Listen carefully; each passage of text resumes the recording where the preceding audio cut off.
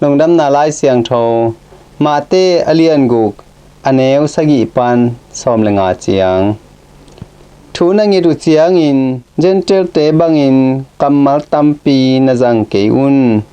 banghang hiam chi le Amaute in kammal tampi zatna to angetu kingah ciangin ngaihsun hi Amaute hi bangin na hi keun banghang hiam chi le napaun Naute kisapnate nget maun hong thei khin zo hi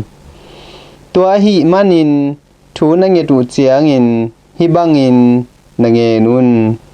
Vantunga Kote pa o namin siang tho ta hen nagam hong tung ta hen Vantunga na de na akichin ma bangin leitunga zong hong kiching ta hen Nisim-a kisam annek tuidon tuni-in hong pia-in Kote tunga hong mote kamai sak ma bangun Kote mo na te zong hong mai sakin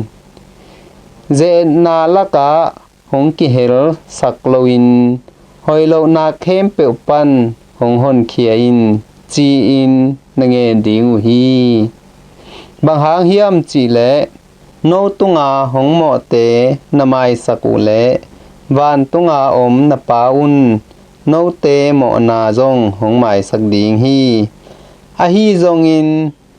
mite mo na namai sak keule napaun zong Naute mo na hong mai sak lo ding hi hin Topa Lungdamna Lai Siangtho hi Kristu Topa na tunga phan nam ta hen